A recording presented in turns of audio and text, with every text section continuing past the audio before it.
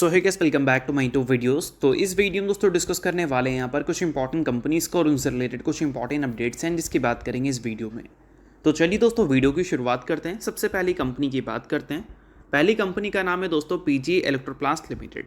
But इसको discuss करने से पहले अगर आपने अभी तक चैनल को सब्सक्राइब नहीं किया है तो चैनल को सब्सक्राइब करके बेल आइकन को प्रेस कर लो और सेबी रजिस्टर्ड टेलीग्राम चैनल को भी ज्वाइन कर लेना, जिसका लिंक आपको डिस्क्रिप्शन में देखने को मिल जाएगा। और एक डिस्क्लेमर भी है, जो भी कंपनी से रिलेटेड न्यूज़ एंड अपडेट्स हम लोग कवर करेंगे वो सारी न्यूज़ एंड अपडेट्स सिर्फ एजुकेशन पर्पज़ के लिए है, सीखने के लिए है। तो इसको किसी भी तरह का इन्वेस्टमेंट एडवाइस मत समझना, आप खुद से रिसर्च और एनालिसिस भी कर सकते हैं। तो चलिए दोस्तों वीडियो की शुरुआत करते हैं। सबसे पहले बात करते हैं पीजी इलेक्ट्रोप्लास्ट से रिलेटेड कुछ इंपॉर्टेंट न्यूज़ एंड अपडेट्स के बारे में। सो दोस्तों लास्ट ट्रेडिंग सेशन इस कंपनी में ज़बरदस्त फॉल हमें देखने को मिली थी। अब वो ज़बरदस्त फॉल आने का सबसे बड़ा रीज़न है कंपनी का मैनेजमेंट और उनकी कमेंट्री भी है। मैनेजमेंट ने कहा था कि गैस शॉर्टेज की वजह से कंपनी के 2026 के फाइनेंशियल ईयर के जो गाइडेंस हैं उसमें इम्पैक्ट आ सकता है। और पिछले 2 ट्रेडिंग सेशन में इसी न्यूज़ के कारण पीजी इलेक्ट्रोप्लास्ट आपको 10% गिरती हुई दिख चुकी है। अब इंटरेस्टिंग बात यहाँ पर यह है कि जो गाइडेंस कंपनी का है 2026 के फाइनेंशियल ईयर का, उसको ऑलरेडी कंपनी ने कम कर ही दिखाया है, क्योंकि अगस्त के महीने में भी पीजी इलेक्ट्रोप्लास्ट एक सिंगल ट्रेडिंग सेशन में 22% क्रैश हुई थी और वहाँ से गिरावट की शुरुआत हुई थी इस कंपनी में। और अभी ये कंपनी 52 वीक हाई से 50% नीचे दिख रही है। तो वहाँ से जो गिरावट की शुरुआत हुई थी वो इसलिए हुई थी क्योंकि कंपनी के मैनेजमेंट ने 2026 के फाइनेंशियल ईयर का जो ग्रोथ गाइडेंस दे रखा था उसको उन्होंने कट किया था।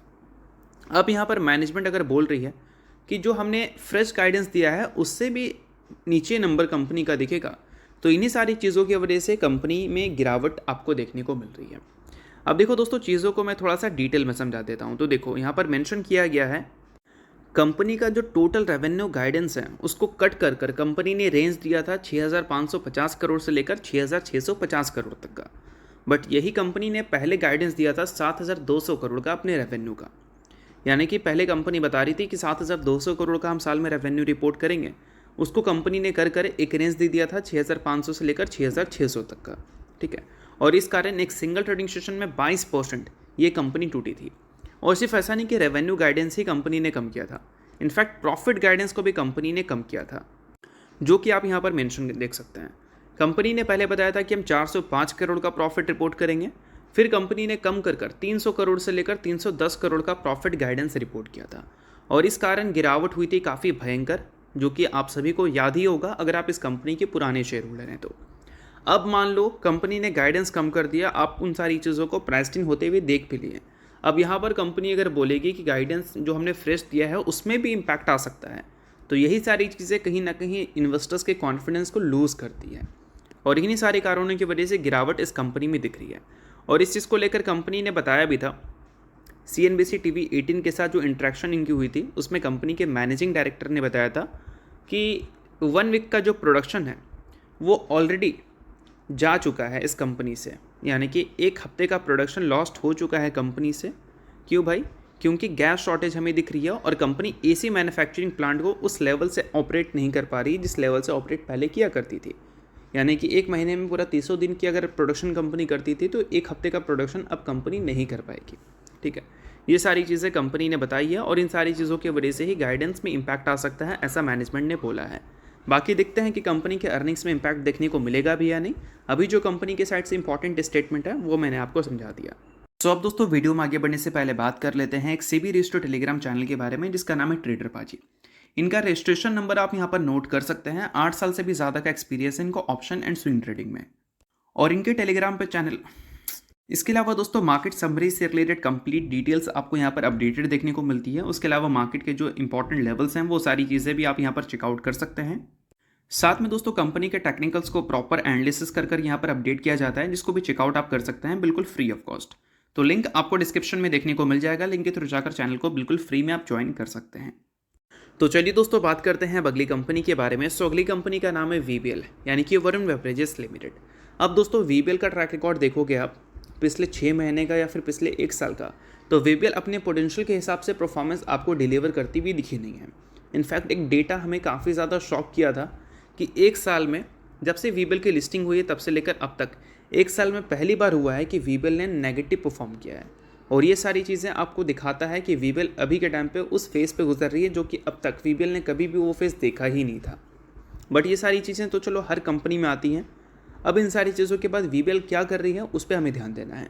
तो देखो दोस्तों, वीवेल के जो अर्निंग्स हैं वो हमें कैलेंडर ईयर के हिसाब से दिखते हैं, ना कि फाइनेंशियल ईयर के हिसाब से। तो अभी हमारा Q3 पार हुआ, बट वीवेल के लिए वो Q3 नहीं, वो Q4 था।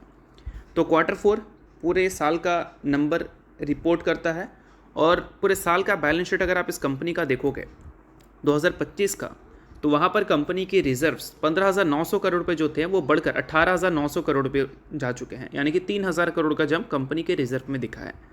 डेट कंपनी का जो गिरा था पिछले कैलेंडर ईयर, वो एज इट इज़ इस बार भी मेंटेन हुआ है। गिरावट का नंबर डेट में कम है, बट डेट कम हुआ है तो ये एक अच्छी बात हम ज़रूर बोल सकते हैं। डेट मतलब कर्जा। और इसके अलावा कंपनी अगर एक्सपेंशन करना चाहती है तो फिक्स एसेट्स में कंपनी के अच्छे इन्वेस्टमेंट्स होने चाहिए। और फिक्स एसेट्स पहले 6,900 करोड़ का था, फिर बढ़कर 8,400 करोड़ हुआ, फिर 13,400 करोड़ हुआ, और अब 16,700 करोड़ हो चुका है। तो फिक्स एसेट्स में लगातार कंपनी के इन्वेस्टमेंट्स इंक्रीज हुए हैं। तो इसका मतलब ये है कि वीवेल अगर आगे चलकर एक्सपेंशन प्लान कर रही है तो एक्सपेंशन कर भी सकती है, क्योंकि इतने कंपनी के पास एसेट्स हैं। बाकी अगर वीवेल के गाइडेंस की बात करें कि वीवेल आने वाले कल को लेकर क्या एक्सपेक्ट कर रही है, तो देखो दोस्तों, मैनेजमेंट ने बताया है कि वो एक्सपेक्ट कर रहे हैं डबल डिजिट का वॉल्यूम ग्रोथ आने वाले सालों में। वॉल्यूम ग्रोथ का मतलब ये है कि आपका प्रोडक्ट कितना बिक रहा है। लाइक अगर आपने 10 प्रोडक्ट बेचा पिछले साल, और इस बार अगर आपने 12 प्रोडक्ट बेचा, 12 प्रोडक्ट मतलब मान लो अगर वीवेल की प्रोडक्ट पेप्सी है, तो अगर उन्होंने 10 पेप्सी बेच दिया पिछले साल और इस बार उन्होंने 12 पेप्सी बेचा, तो 20% की वॉल्यूम ग्रोथ। ठीक है, तो वॉल्यूम ग्रोथ हमेशा प्रोडक्ट पे डिसाइड होता है कि प्रोडक्ट कितना बिक रहा है। जितना ज़्यादा प्रोडक्ट बिकेगा उतना ज़्यादा वॉल्यूम ग्रोथ हमें दिखेगा। तो मैनेजमेंट ने बताया है कि डबल डिजिट की वॉल्यूम ग्रोथ आने वाले सालों में ये उम्मीद कर रहे हैं। साथ में इंडिया का मार्केट इनको काफ़ी ज़्यादा डिस्टर्ब किया है, ये तो हम जानते ही हैं, बट फिर भी उन्होंने कमेंट्री किया है कि इंडिया के मार्केट से अराउंड वो 10 से 12% की ग्रोथ एक्सपेक्ट कर रहे हैं, अगर समर वैसा रहता है जैसा हमारा एक्सपेक्टेशन है। तो इस वजह से डिमांड हमें काफ़ी ज़्यादा स्ट्रॉन्ग देखने को मिल सकती है। बट इंटरनेशनल मार्केट को लेकर कंपनी की स्टेटमेंट ये है कि वो उम्मीद कर रहे हैं कि इंटरनेशनल मार्केट इंडिया के मार्केट के कंपैरिजन में ज़्यादा फास्ट ग्रो करता हुआ दिखेगा, खासकर अफ्रीका का मार्केट। इन्होंने ये सारी चीज़ों को मेंशन किया है। और रेवेन्यू ग्रोथ आउटलुक देखोगे तो एनालिस्ट की एक्सपेक्टेशन है कि 12 से 18% CAGR से आने वाले कुछ सालों तक कंपनी अपने रेवेन्यू को ग्रो करती हुई नज़र आ सकती है। और मार्जिन गाइडेंस अगर देखोगे तो वो कंपनी का एक्सपेक्टेशन है 23 से 26% के रेंज का। और 23 से 26% को अगर कंपैरिजन करें अभी के टाइम पे, तो मिनिमम 23 तो कंपनी दिखाती ही है, 23, 22, 24 ये रेंज तो कंपनी का है ही। अगर इसको कंपनी इंक्रीज़ कर दे तो आने वाले कल में प्रॉफिटेबिलिटी कंपनी का और भी ज़्यादा बेहतर हो सकता है। और दोस्तों, साथ में मैनेजमेंट ने ये भी बताया है कि स्टिंग के अगर हम वॉल्यूम की बात करें तो उसको लेकर एक्सपेक्टेशन अच्छी है इनकी, और वहाँ से ये हायर मार्जिन उम्मीद कर रहे हैं, क्योंकि हायर मार्जिन प्रोडक्ट है, और इस वजह से कंपनी की जो प्रॉफिटेबिलिटी है उसको और स्ट्रॉन्ग करने में ये काफ़ी ज़्यादा हेल्प करेगा। और दोस्तों, इन सारी चीज़ों के बाद अगर आने वाले कल को लेकर इनके एस्टिमेटेड रेवेन्यू की बात करें तो 2024 में 20 से 21,000 करोड़ का था।